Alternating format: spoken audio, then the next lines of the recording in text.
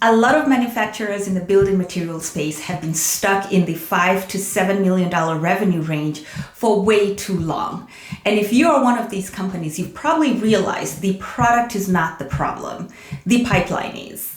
Today, the difference between a $5 million company and a $10 million company is not the operations or the production capacity. And yes, those things are important. The difference is the market visibility. How well are you able to reach, attract, and convert the right customers? So today, let's talk about how to attract consistent, high-value leads that are more likely to convert and more likely to grow your business from $5 to $10 million. The number one reason is that you're relying too heavily on referrals and reactive sales. You're not doing enough of attracting inbound sales. And the other thing is that your messaging is not clear. Your messaging is too focused on technical specs and the functional features of your product and not enough on the reasons that people actually buy. There's not enough of that secret other sauce, other thing that people look for when they want to choose one brand over the other. Buyers want to find solutions that make them feel something, that make them feel confident, that make them feel like they're connected to a certain cause or a certain mission, that make them feel that they're part of a community, that make them feel like they're doing something good for either the environment or whatever it is that they care about. They want something more than just dimensions. And so the number one thing that I want you to focus on is to clarify your messaging.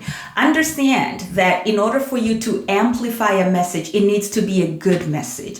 You don't want to start investing on advertising or trying to get as many people as possible to your website or to your conference or to an event that you're hosting without having a well dialed in messaging that's going to attract the right customers. The first shift that I want for you to make is to shift from specs to benefits. What it is that the customer is going to gain by buying your product that is higher than just the functional benefits. People don't buy the best products and they don't buy the cheapest ones either. People buy the products that make them feel something, products that make them feel connected to either a cause that they care about, connected to a community, connected to a certain aspirational identity, connected to a certain status. So think about these things in terms of your customer, your ideal customer, and those are the things that you want to highlight in addition to the functional specifications of your product. The other thing you want to focus on is your customers' goals.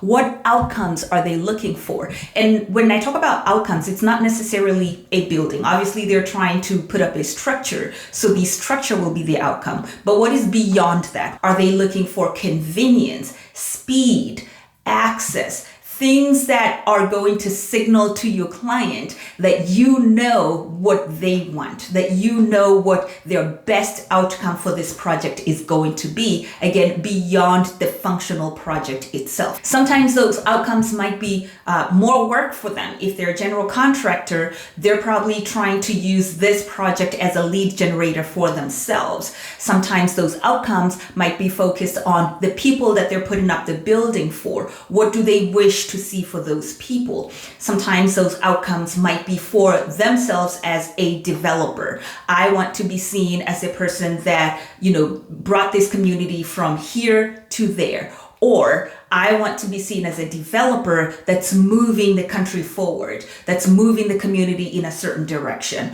All of these outcomes are very, very important for your customers. And so they should be very important to you when you market to those customers, when you send messages out, when you do your advertising. Those are the things that your customers have at the top of their minds. And so you want to also project to them that you also have their best interests at the top of your mind. And the third thing is that you want to make sure that you tell them why you're different.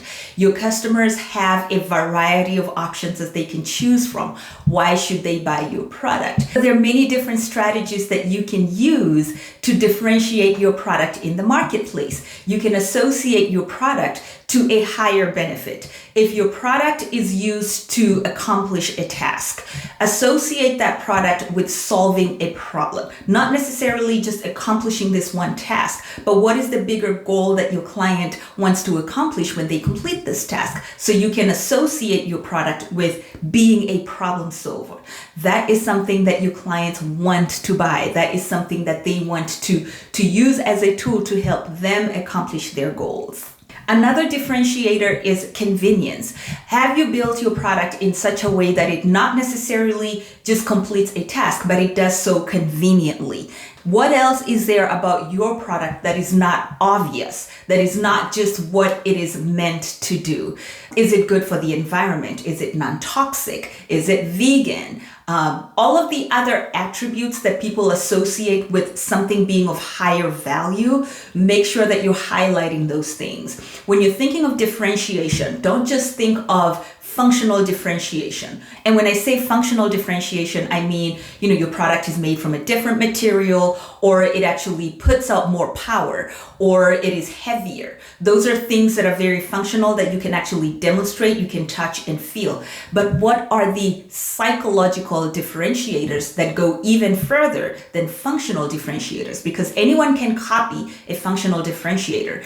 Anyone can make their product faster, heavier, lighter, bigger. Anyone can copy that. But a lot of the psychological differentiators cannot be copied because those are things that are associated with you and your brand. What is the story behind your brand or your product? Why did you create that? People cannot copy your story and your experience or something that you came up with specifically for a certain purpose.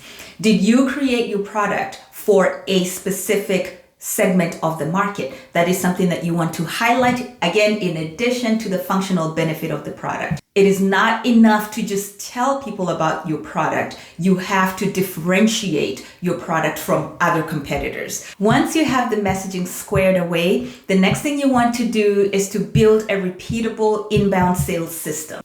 A system that can consistently, predictably, and profitably drive leads into your pipeline, convert those leads, and follow up to make sure that the people that did not buy the first time are going to buy the next time. It is not enough to just run campaigns on a seasonal basis or just when the sales are low. You need a system that will continuously and consistently drive leads into your pipeline. So first, you want to identify who your ideal customer is. You want to make sure that you know exactly who you're targeting, know their demographics, what projects they're working on, the things that they care about, the things that they absolutely do not want in their projects. You need to know your customer almost more than they know themselves, because once you have that intel, then you're able to very precisely target these people when you start doing your advertising. And then you also want to build trust with these people.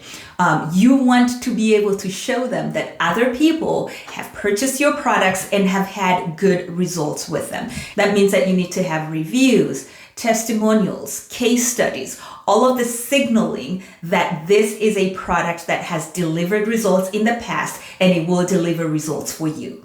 And then the next thing is conversion. Now, most people are not going to buy the first time that they see your product. Most people are going to want to either try it out, they're going to want to see a sample, or to see something that helps them get their hands on either a smaller version of the product or where they can test it in a safe space before they make the commitment to buy. So anything that you can use as a lead magnet, if you're able to provide samples, that will be perfect. If you're able to invite people to come into the shop and try out the product, either in a demonstration or in a hands-on experience, that will also be really good. If you can provide additional documentation that the customers can be able to get their hands on, anything that will lower the bar to entry, that will give them more confidence to be able to make that leap. And the other very important part of your system should be the follow-up. Majority of customers are not going to purchase your product the day that they encounter it.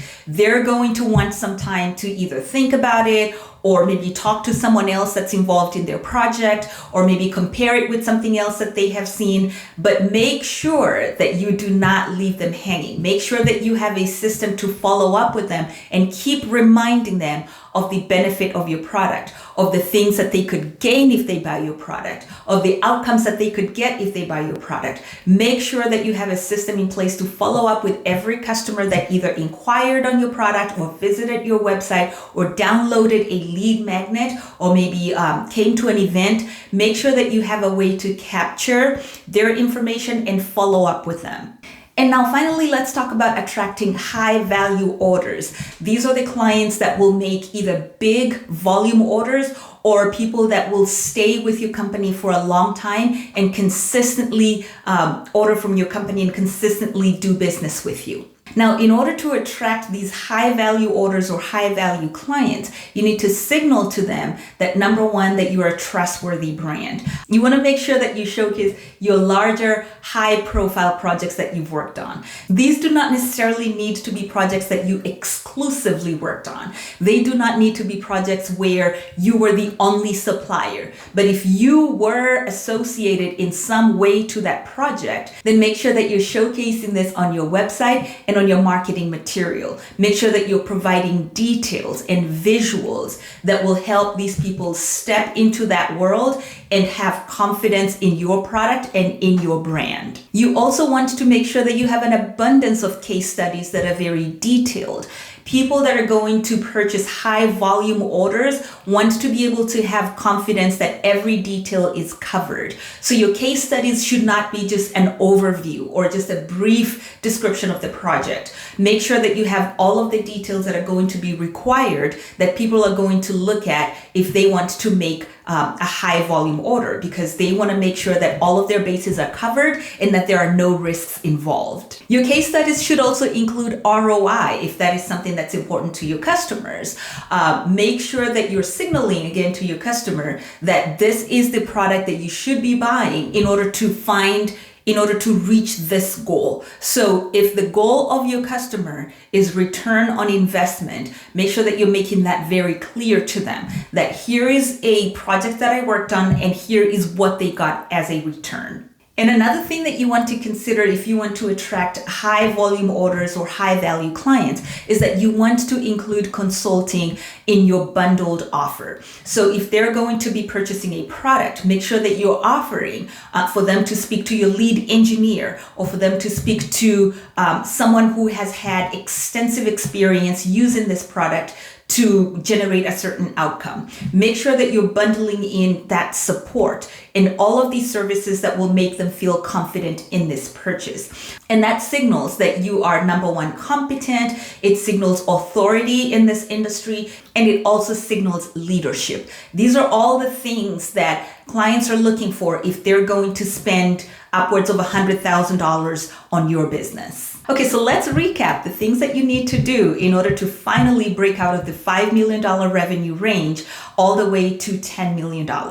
Number one, clarify your messaging. Move away from just telling people about the functional specifications of your products and start thinking about what outcomes do they want to achieve and start speaking to those outcomes. Start speaking to what emotions they want to feel when they interact with your product, how they want to project themselves. Is there an identity that they're aspiring to that your product will help them get to?